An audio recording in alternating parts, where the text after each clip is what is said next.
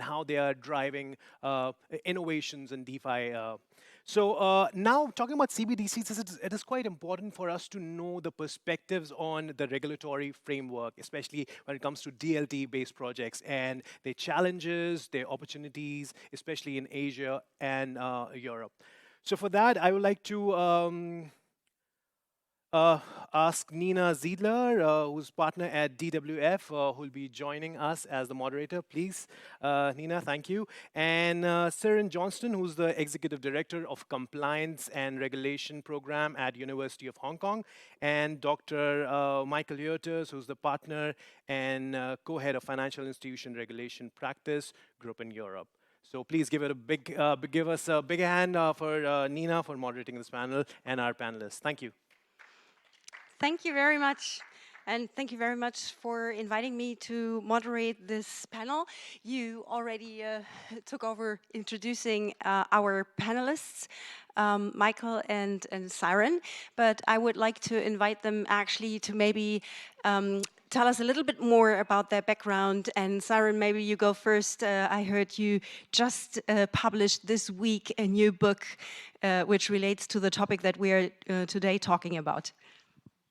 Yeah, that's right. Hi, Nina. Hi, everybody. Pleasure to be here and meeting with you all, albeit virtually. Yes, that's right. Just earlier this week, I came out with a book called Rethinking the Regulation of Crypto Assets. The QR code, which is just there, is actually a link to the website for the book.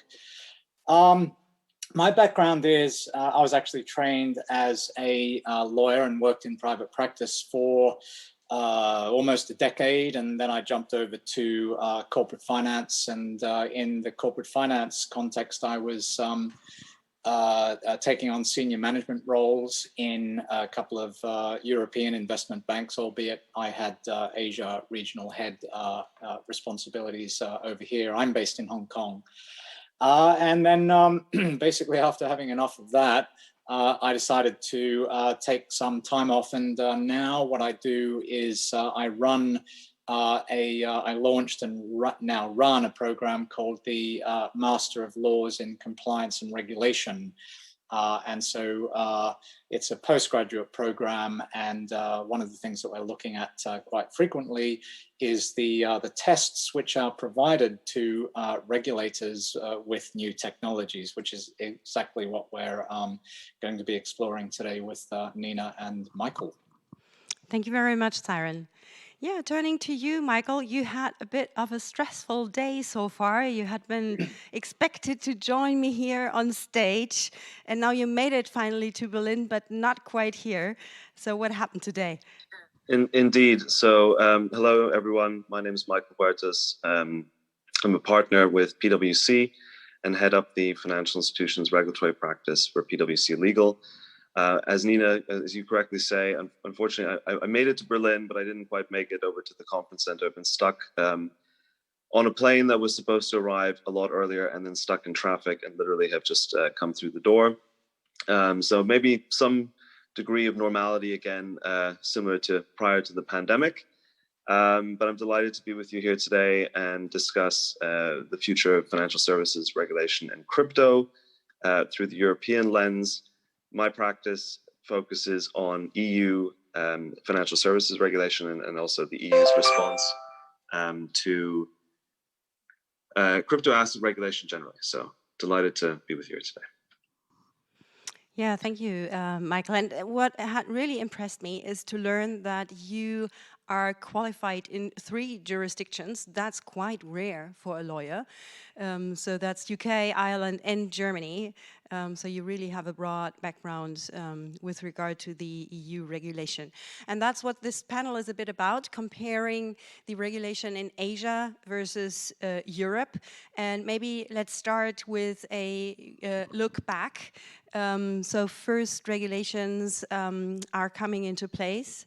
And what do you think had initially triggered the first reactions of the regulators? Maybe back to you, Syren. Sure, thanks, Nina. Well, I think it's not something which is unique to the Asian context. it was a global concern of regulators, and that is effectively consumer protection. Regulators, as we all know, went through a very significant learning curve, trying to understand what this new it is, how to classify it and how to react to it. And I think what regulators effectively did, and I think again this is a global issue, is they had an objective to protect consumers. They could see that public capital was being accessed and not being properly equipped to respond to it. What they then did was effectively take round objects and start stuffing them into square holes. That is the regulatory systems that have been established during the 20th century, which work great for a whole bundle of reasons and products and services that had evolved in that period, was really not up to scratch for dealing with possibilities which are offered by a technology that's only really emerged in this century.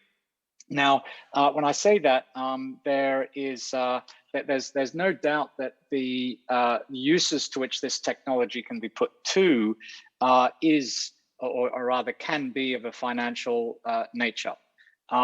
What gets my interest more, though, is the products which are not necessarily financial in nature, but which are being characterized as financial so that they can be stuffed into a regulatory framework, and a box can be ticked to the effect that we're protecting consumers.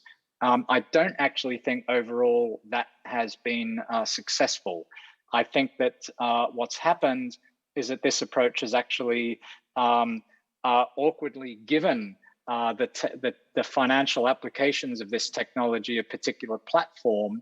And while it has taken, it's de-risked the Wild West days of the ICO, I think overall it's increased risk in the system globally. So, for example, we're now looking at a DeFi market, which every year it seems to increase 4 or 5-fold, and that's an area which is extremely difficult to regulate. It's largely outside of the purview of regulators, that is financial regulators. We now have new kinds of product challenges coming up, such as the NFTs, particularly when they become hyper commodified, or the NFTs become a proxy for investing in cryptocurrencies. These are the kinds of challenges that I think our current regulatory system isn't really able to cope with. And I think the root cause of this is what I identify and discuss in my book as being regulatory incrementalism. So incrementalism works quite well when change is gradual, but when change is not gradual, as I think we can all agree that the emergence of this technology represents, incrementalism just does not work very well. All right.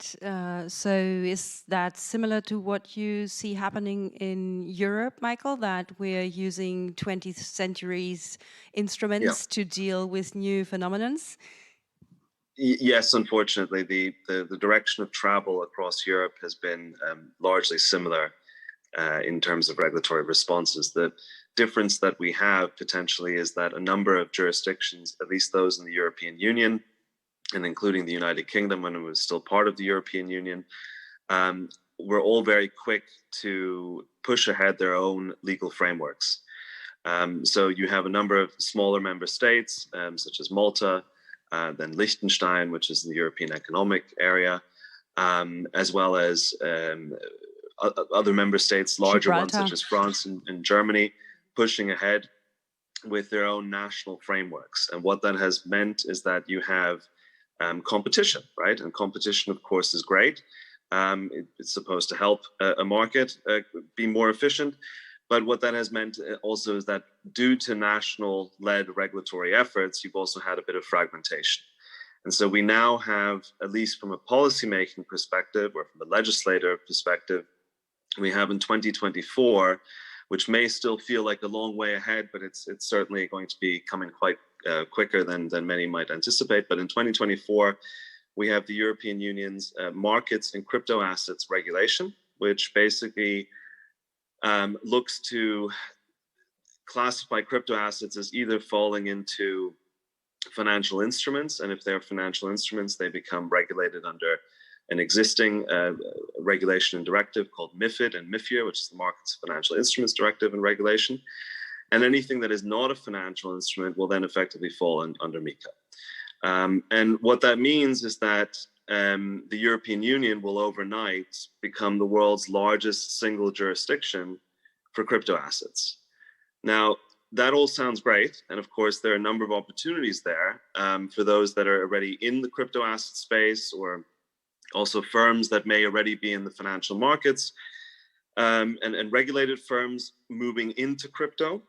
MiCA is a great catalyst for that. However, there are a number of aspects where MiCA unfortunately doesn't go as far as we in the crypto space would like it to give that degree of certainty. And unfortunately, without greater degree of certainty, we have fragmentation and we have competing jurisdictions. And as Syren has said, you're trying to regulate a nascent area of the market with tools that are certainly developed in the pre-digital age. So there, in many ways, there is some degree of blue sky thinking needed at the regulators to be able to allow crypto to be a valuable alternative to traditional financial services, or also something completely different, right? Something completely new. So I think we're at the beginning of a good start in direction, but there's still some work to be done. So I hear from both of you that you kind of disagree and are not perfectly happy with how the regulators responded so far. Is there, some recommendations you would like to give how to improve the regulatory response? Syren, I guess maybe you've got written about this also in your book. Yes, indeed, I have. I just want to go back a little bit to some of the things that Michael was talking about, because I think it leads on to the responding to your question. And that is, what's happened in Europe from my perspective here has been a little bit disappointing in that what's pushing MiCA forward at the moment is you have a parliamentary membership with completely different understandings what the technology is capable of. They are premising the approach, that is the mindset which is being applied to this particular problem is based around payments and monetary policy and systemic impact on these particular things.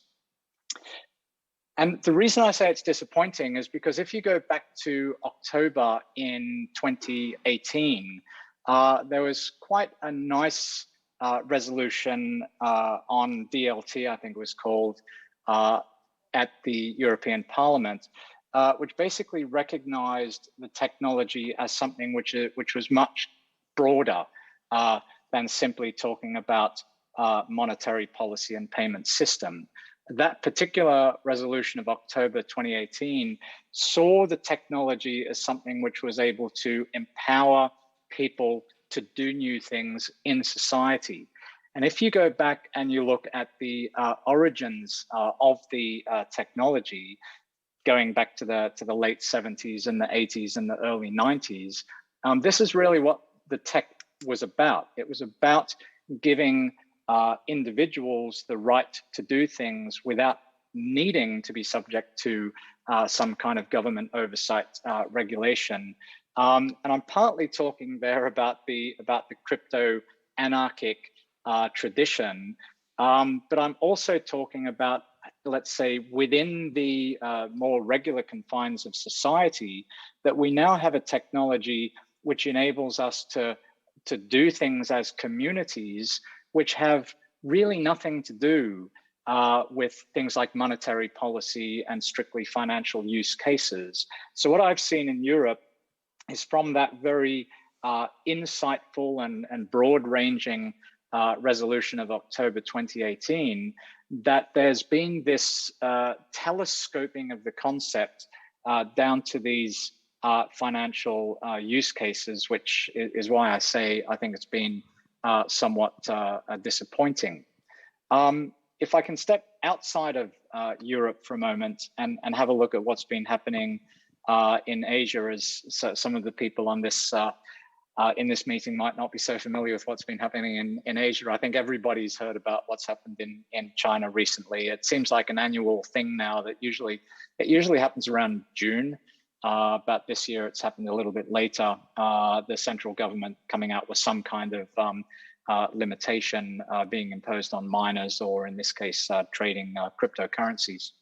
But if you look outside of China and you look at different jurisdictions, the approach has been completely at odds.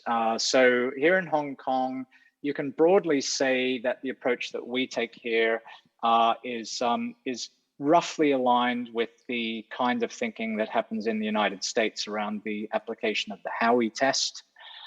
If you look at what's happened in Japan, which is a very, very significant crypto asset market, and they're very, very friendly toward crypto exchanges and the adoption of cryptocurrencies there, is they've been making positive changes to the Payment Services Act and the Financial Instruments and Exchanges Act, the two key laws in Japan.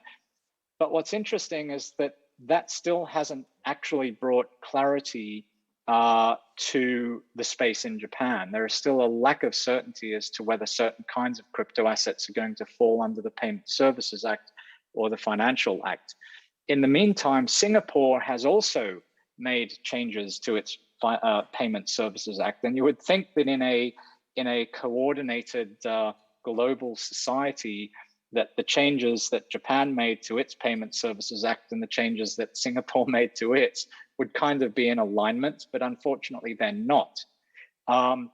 Michael's already alluded to the cross-border nature of the technology, and so you have a situation even within the Asia region, even within the context of relatively new laws that have been introduced, that is over the past 12 months, slightly longer than 12 months, but where you can have a token which is treated in Japan as subject to payment services, and the same token in Singapore, you can have it treated as a financial product in one and as a payment in the other.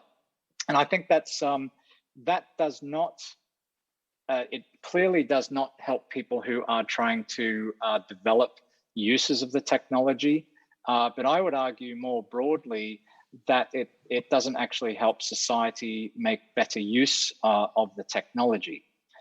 We started a little bit earlier talking about how the initial response of regulators was consumer protection. And we often forget when talking about what regulators are trying to do is that a really fundamental task of regulators is not merely to protect consumers, it's actually to provide an environment where honest business people can get into the market and do things, whether it's figuring out how to fly a plane across the Atlantic or whether it's figuring out what we can do with this new technology. And I think that the single biggest thing that I think is the failure to date is creating a truly clear international kind of approach to how we can look at the technology without falling back into old ways of thinking. One of the things which frequently annoys me is when I hear people repeat these mantras that you sometimes hear, mantras like same rules, same business, same risks, same rules, or technology neutrality. I don't know what these mantras actually mean, in the context of when we're looking at something which is significantly different. And one of the points that I make in my book is that, for example, asserting technology neutrality does not imply technology agnosia. And I think we really need to get our fingers into the engine of the technology before we can actually understand how to regulate it in some kind of sustainable way. I'll hand back to you, Nina, before I get on a long monologue here. Yeah, I hear what you're saying, and I just want to go back to the beginning of what you said, referring to a 2018 decision of the European Parliament. I typically cite in my lectures here at the local Berlin University an even earlier quote from the European Foresight Unit, which had been published in 2017, a research paper about blockchain, and where they really very clearly point toward the fact that technology is not necessarily politically neutral. And they already recognize that centralized players will always develop a technology that will pursue and further build their power and their influence, and that blockchain technology is exactly the opposite, right? So yeah, that's an interesting question maybe to you, Michael. What do you think, I have an idea myself, but what do you think actually led to this change between a rather positive and supporting approach to the nowadays visible, very restrictive and a bit old-fashioned, backwards looking approach? Sure. Well, I mean, I think firstly, I'm quite happy that us three lawyers are not fully content with where we are in terms of regulation of digital assets in respective jurisdictions, because, of course, the law is evolutionary. Regulators are evolutionary. Some are faster than others, but generally, most of the time, it's about playing catch up. But you're right, Nina. The discussion has changed from DLT being a positive value creator, a catalyst, and generally a good alternative to solve a number of problems, to more of a healthy amount of distrust in terms of blockchain, and specifically a number of the ICO 1.0 and possibly 2.0 failures across Europe. And of course, fraud, money laundering, tax evasion, you know, the sin list that we're generally used to, which has unfortunately come together with blockchain tokens.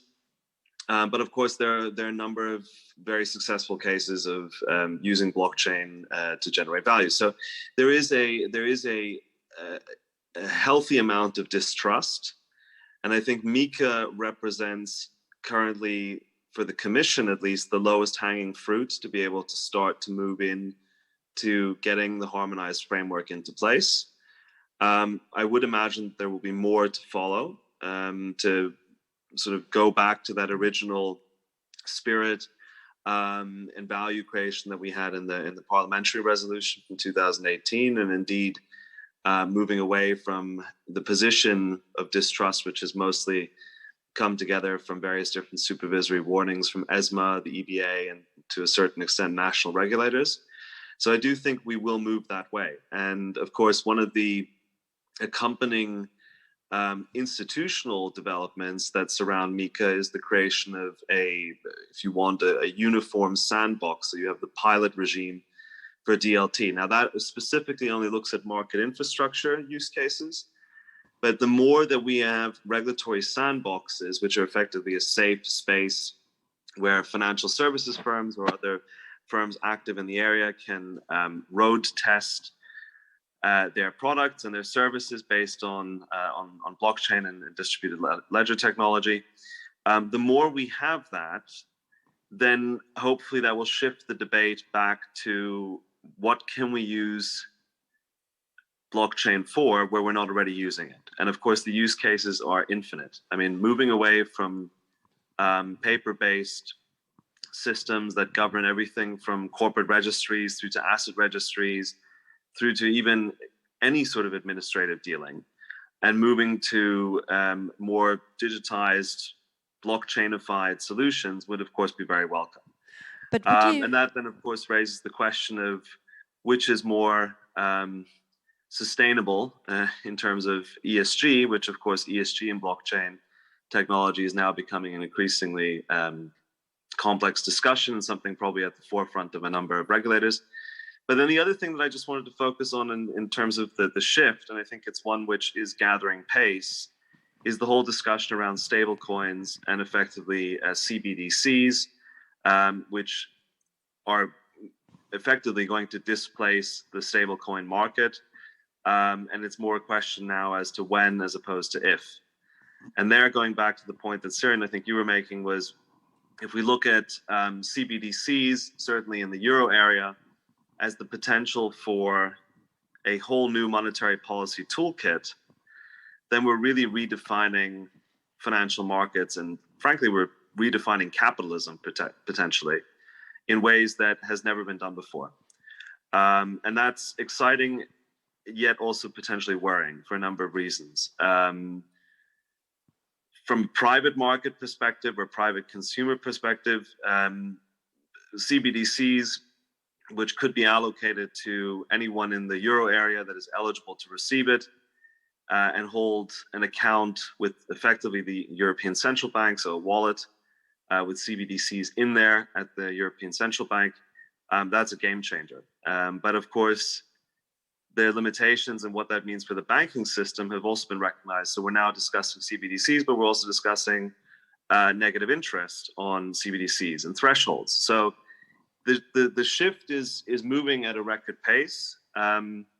Stablecoins, and I think certainly whilst I was at the European Central Bank in the legal services team over there, you know, the risk from a certain household name who runs everything from a messaging service to a collection of social media websites, which of course recently went down on Monday, has meant that when Diem was really being discussed, that was a game changer for policymakers.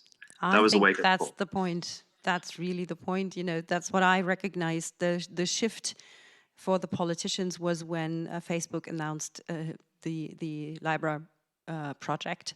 I think that had a great influence in the type of regulation that we're seeing now. You know, the threats felt from such a powerful instrument, from my perspective, led to the overwhelming, very narrow regulation that we're seeing right now. Would you share that? Yes, certainly. I mean, that's the game changer, right? And I'm happy you mentioned Facebook, and I only pointed to it, but you know, that's where things started to get serious, to say, okay, we need to keep a control on monetary policy and monetary generation. And of course, Facebook was in the press back then, or across the tables from various different regulators for a number of reasons. But what I'd also like to sort of think, where now we are really at the inflection point, is of course you have large traditional household names, financial services providers moving en masse into crypto. So crypto has really come from the corner of financial markets pretty much to being at the center. Now, the problem that you have there is that we do still have a monopoly or a duopoly in terms of coins. We have a lot of great coins out there. We have a lot of coins that shouldn't be out there, but we do have a high concentration in Bitcoin, and we have a lesser concentration in Ethereum. But if you look at, you know, the recent press announcements, I mean, for example, Société Générale having moved to tokenize loans on Ethereum and use those as collateral in DeFi protocols, I mean, that's a massive move in terms of institutional adoption. And then you also have, you know, of course, the range of traditional custodians, other financial market infrastructure providers moving in and looking to offer crypto custody. which of course in Germany, having had the first mover advantage, if you want, of saying if you offer crypto custody, you're required to have a financial services license for it. That's sort of a precedent step ahead of MiCA coming into force in 2024. That means that the market is currently very interested in getting the right licenses with the right trusted firms, trusted from the sense of the regulator's perspective, to move into that. And I guess the point back to what Syren is making, and maybe the question to him, is, are regulators ready, right? Because if they're now looking at very different new beasts using old tools, are they really going to be ready? Are they going to be able to go through a smart contract, go through protocols, understand things? Some maybe, some are better than others. But if the regulators aren't ready, it means the market potentially could have inefficiency. And then, of course, we have inefficiencies as well in terms of tax. But I'll pause there because I appreciate I'm rambling on. So, but lots of work to do. Yeah, absolutely. And yeah, Syren, maybe you want to pick this up. Actually, when we prepared for this panel here, you mentioned some interesting rumor about the influence of Germany on the MiCA development, and maybe that's now a chance to check with Michael if he has some further insights and details in this regard. Well, I never like repeating rumors in public, but I gather that with MiCA, one of the interesting issues, there are many interesting issues under it, but one of them was the position of NFTs, in that they were originally, as I understand it, carved out of MiCA, and then I think this was kind of problematic from a German perspective because the financial regulations in Germany would make it more likely that NFTs could become subject to the financial laws there. I'll pass that to Michael. Yeah, so that was very interesting that Syren actually heard rumors that from the German angle there were attempts to actually stop MiCA going forward. Did you hear anything about that?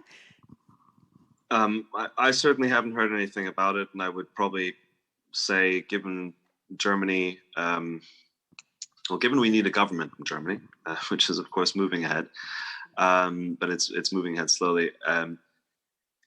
I don't think there will be an ability to stop MiCA. I appreciate that the German Finance Ministry, as well as the BaFin, has expressed certain comments. But if you look at, for example, the opinions that have been published by other significant regulatory authorities, including the European Central Bank's opinion on MiCA, it's more a question of when is this going to come into force, not as opposed to if. And Germany stands to benefit because, of course, it has decided that it codified the existing BaFin approach to say if something is a crypto asset, then it will be regulated as a financial instrument under the German Banking Act. And that's a clear definition to the market, much clearer than, for example, in a number of other jurisdictions, even those with their own crypto asset laws, where it raises the question, is my token really something that falls under the law or not? I think on NFTs, which are a very recent development, talking to friends at supervisors, a lot of people have asked, who would ever buy an NFT? What's the point about it, right? So it's raising a lot of questions, but MiCA wasn't certainly designed to regulate NFTs. The German law wasn't designed to differentiate between different types of tokens. If it's a token, it's a financial instrument, it becomes regulated. So probably we're going to have some form of supervisory guidance or level 2 legislation that will have to clarify the age-old approach. If it looks like a duck and it walks like a duck, then it's a duck, right? Which is the approach that ESMA has always been taking, saying if it looks like a security and it acts like a security, regulated like a security. The problem is that tokens can have a lot of different forms and not always be quite as a security. But the moment they touch being a security, then of course they fall into that bucket. So I think we will require some further supervisory guidance and clarification and effectively dialogue with industry. Okay, so for the time being, I think we can state that NFTs are captured by the current German banking law, the newly defined crypto asset. It's still under discussion whether MiCA will cover these. What is in Asia? How are NFTs treated in Asia? Oh, well, it's ground level zero here at the moment. It really requires looking at the particular characteristics of the token, and pretty much as Michael says, if the regulators think that it, for all intents and purposes, the function is as an investment falling within securities laws, then it will be caught. The kinds of NFTs that we've been seeing so far do not seem to be attracting any of that kind of attention. As I mentioned before, I think one of the problem areas here is when you get hyper commodification of NFTs. So, for example, let's talk about an Andy Warhol print of Marilyn Monroe's head. I'm not sure how many of those how many of those silkscreen prints he made, but let's say he made 6. Okay, so each one of those 6 has a they're quite unique and they have a certain value which goes up over time. But let's supposing that he didn't make 6. Let's suppose that he made 100,000 of them. Let's suppose he made 1 million of them. Then suddenly, while each of those 1 million silkscreen prints will all be unique, because no 2 silkscreen prints are exactly the same, it's pretty much as a matter of fact, then if people then start assigning a value to the to the Andy Warhol silkscreen print of Marilyn Monroe's head, does that then become a currency? Now, I think one of the fundamental philosophical and ontological problems that regulators have not really come to grips with is that what this technology fundamentally does. Anything of information can be encoded into something of value, and value can be encoded into information. This is the essence of the technology, which means that because it is so fluid, anything can potentially on an ex post basis be looked back at and says, oh, hang on, that walks like a duck, so it's a duck.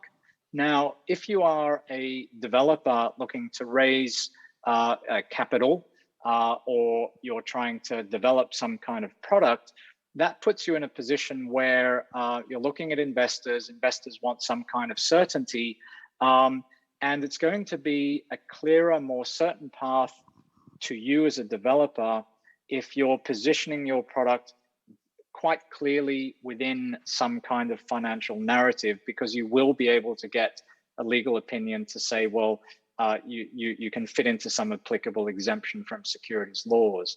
If, on the other hand, you're trying to develop a product which is, something weird and wonderful in terms of the way that people are connected together, then you run the risk of this ex post analysis of what your product has subsequently become. And so this is one of the reasons why we have this proliferation of financial use cases, in my opinion, when that is only one of the potential ways that the technology can be used.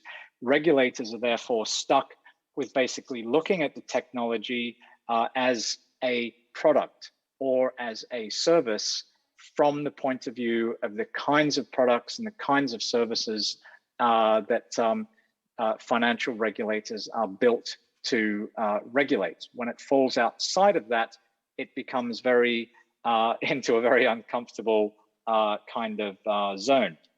So one of the questions Michael asked earlier was, what can we use it for? And I think that that's where the current regulatory approach is kind of doing a disservice to the technology because it's funneling it into financial use cases. If you go back to the I think in the 1990s, we had the so-called high-tech Hayekians, Mark Miller and Eric Drexler, who were basically applying this emerging computer science to the context of Hayek's economic approach. They were talking about electronic markets emerging, which is very much speaking to this whole idea that I started off with, and that is that information and value become completely exchangeable. You can't distinguish between the two things.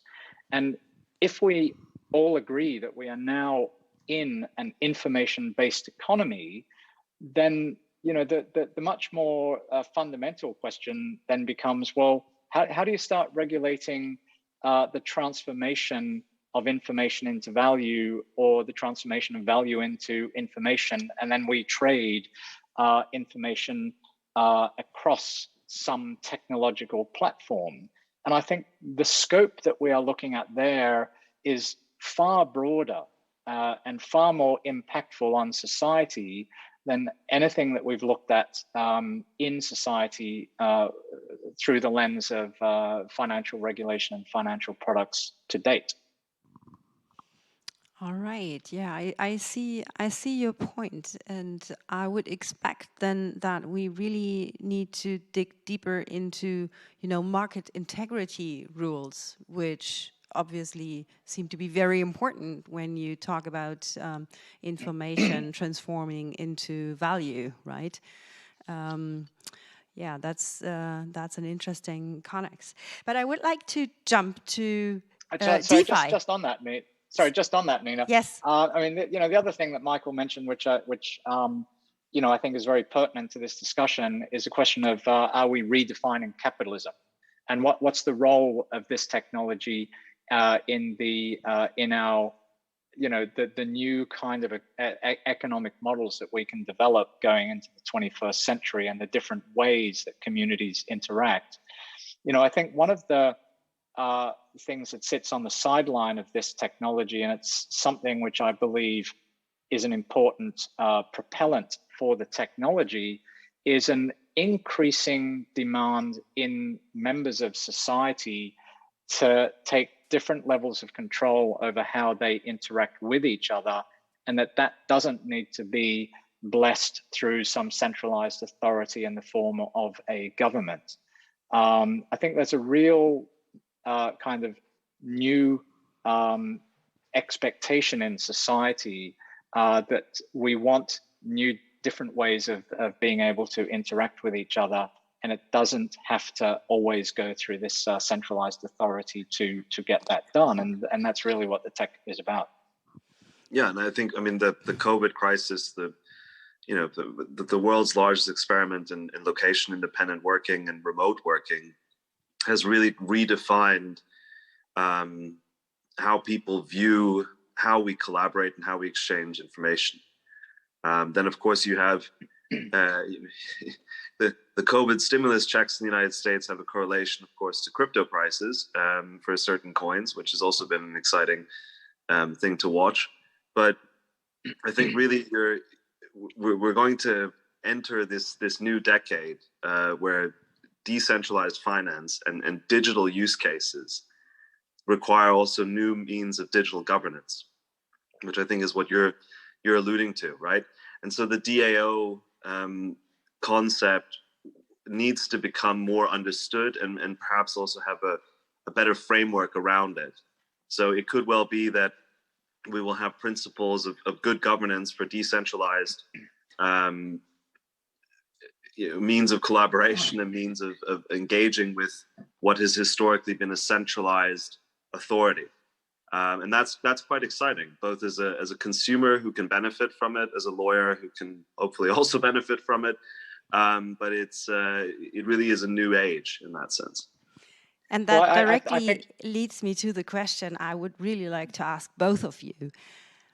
What are the requirements subject to which you two personally would agree that a network or a infrastructure or a decentralized application is sufficiently decentralized, right? I think that's the elephant in the room. When is DeFi actually decentralized? And when is it not quite yet? And I think if we as a community could answer this question more clearly, we could also convince the politicians and regulators around the globe to get a clearer stance on that. What do you think? What's your answer to that? I think one of the problems with decentralization is that when you overlay that onto a system which promotes pseudonymity, you never know how decentralized something is. How decentralized is Ethereum? We kind of think it's decentralized, but we do have the Ethereum Foundation. We do have founders of Ethereum. We don't know how much those founders actually own and control. When there are votes to fix certain problems in Ethereum, it's actually difficult to know who is voting. It's difficult to know what kinds of groups or subgroups are being formed to create voting blocks. And so this is one of the things that I actually try to address in terms of how to, as I said before, sort of get the fingers into the machinery of the technology. And I think we need to move down a layer. At the moment, we're effectively looking at molecules instead of looking at the atomic elements that form the molecules. And as long as you don't go down to the atomic elements, every molecule is going to be different. Every molecule is going to have its own particular characteristics. If you move down one layer, if you follow my analogy, if you go down one layer to the things which cause those molecules to be assembled, and then you start looking at the behavior of those atomic units, then actually, if you start regulating down here, you have an opportunity to create something which is sustainable. Can I share my screen briefly? I think so. I've got no control over the screens, so whoever Okay, in I the think back I can, controls I it. think I can. But I think you actually address a very important topic, and that is that we're still waiting for secure digital identities, right? Which can be a building block for what you just discussed. We see your screen now. Okay, so this is an extract from the book, and what I've done is to, in this attempt to try to go down one layer, I've looked at what I call enabling concepts, and I think if instead of trying to regulate the molecule, the product, what we start thinking about is how to regulate these enabling concepts. So you look at things like, as I've said here, cryptographic design, decentralization, and consensus. So when we look at decentralization and think about how do we regulate that, and I'm not talking about financial regulation, I'm just talking about some kind of social oversight regulation, we can start to ask different questions like, what are the different nodes that exist along on this particular blockchain iteration? Do all the nodes have similar powers? Is there some mechanism where we can identify whether the nodes are cooperating or are under ownership of, in fact, the same person? Is it sort of one node, one token gets one vote, or is it weighted in some way? And so we can look at each of these three different dimensions and start to think in a more granular way about how to tackle those dimensions before we even start thinking about what kind of product might be built around them.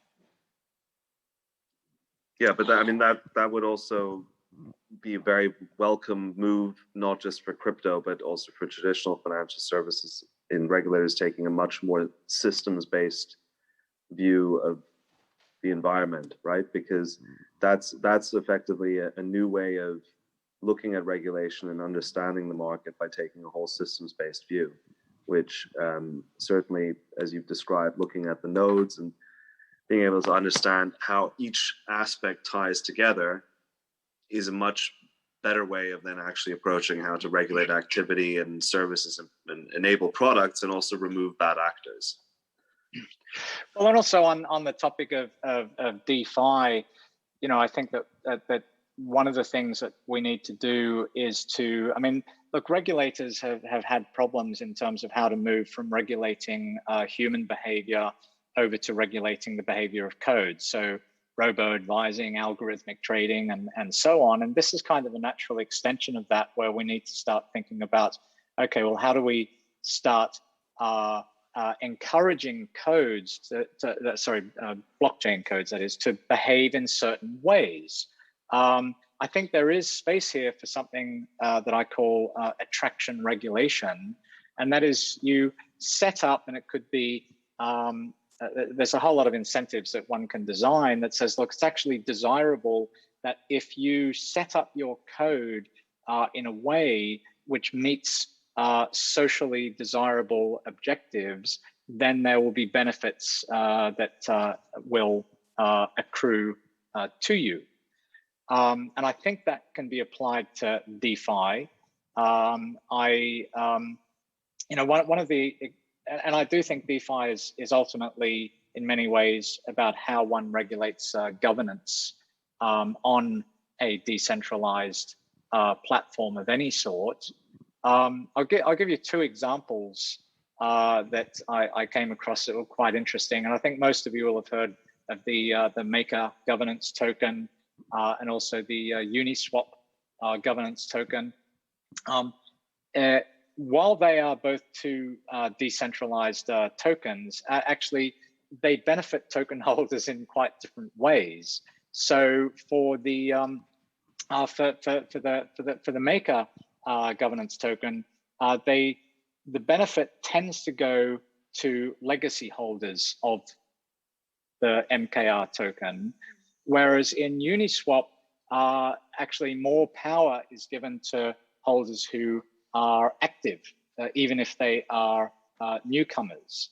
Now, that's kind of interesting because it reminds me of exactly a problem that the US SEC had in terms of trying to work on improved corporate governance proposals some years ago, where they were trying to enshrine greater powers for shareholders who I think had more than 3% of the stock for more than 3 years, to try to disenfranchise smaller shareholders who were really only short-term investors, but yet they were making decisions which affected the long-term prosperity of the company. So, I think governance is really important to understand, and how to try to tackle governance requires us to get down to the mechanisms of how governance, that is, of how consensus systems work, including in DeFi or, in fact, in any blockchain application. We had no chance to touch upon FATF and their recommendations yet, although I guess we all agree that this is part of like the global movement to regulate crypto quite a bit. We had in Germany just coming into effect the crypto asset transfer regulation piece, which implements the travel rule. So maybe some final statement from both of you with regard to this piece of what seems a global alignment on, you know, how to regulate crypto in that sense. Michael, do you want to go ahead? Yeah, I mean, I think, look, FATF has been exceptionally prolific in terms of actually moving people to really consider what they need to put in place. The travel rule, of course, doesn't come without much criticism. I don't think we have enough time in the session to discuss that, but needless to say, it is somewhat difficult for a number of firms and frankly also for users. So FATF will continue to refine its guidance on crypto asset and anti-money laundering and anti-terrorist financing and financial crime prevention. But it also needs to be implemented at the European Union level. And you have certain member states, such as Ireland, that have, for example, gold-plated anti-money laundering legislation by just saying, okay, thank you, EU text. We've decided now to put in place the EU text plus the FATF recommendation. So unless we have that harmonization where we're all working from the same principles, despite the best efforts of regulatory authorities and international forums such as FATF, we still have national fragmentation, and that's problematic. In terms of where I certainly see things over the next 5 to 10 years coming down the line with crypto is a continued pressure to remove bad actors, a continued pressure to improve standards, certainly a lot more regulation. MiCA is a good first step, but it doesn't, for example, touch upon a lot of the bits that regulators are worried about, and that's effectively what happens if an exchange blows up, what happens if people are able to take second mortgages on their houses and invest into crypto, and then there's a market correction. I mean, these are all very serious aspects that have already been occurring and growing in frequency. So, for example, there are some parallels to some of the more aggressive staking opportunities, as well as crypto asset margin lending. There's some parallels with certain crises of the past couple of years, and indeed further in the back of history. So I think there will be more coming at us as a market. Now's the time to start to prepare, at least for 2024 and the entry of MiCA. It pays off to be better prepared and get to start to think about how to seize the opportunities and navigate some of the challenges. But certainly also as an industry, increased dialogue is exceptionally important. And also education of clients, counterparts, but also politicians and policymakers. Because as an industry, crypto natives, unless they speak up at forums like this or with policymakers, we risk not being able to catch the ear of those that effectively make the rules, and that would be a missed opportunity for the industry. That's a great call, Michael. Thanks. Back to you, Syren. One final comment on crypto regulation. Well, I want to focus on Michael's last comments, because I totally and utterly agree with that. There are too many conferences that I go to or I speak at where the panelists are basically people like myself or Michael or yourself, Nina, where our background is financial regulation or law or corporate finance. And everybody in the audience is a kind of a technologist listening to us.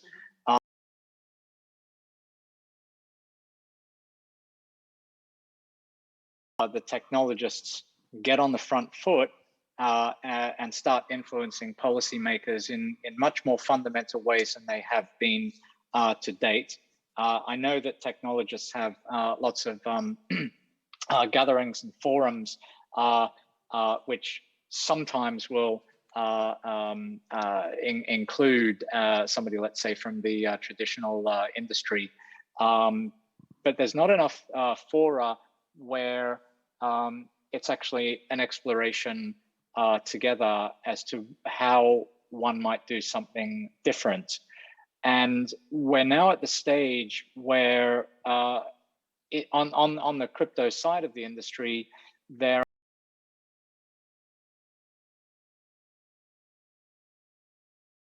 exchanges or emerging crypto custodians.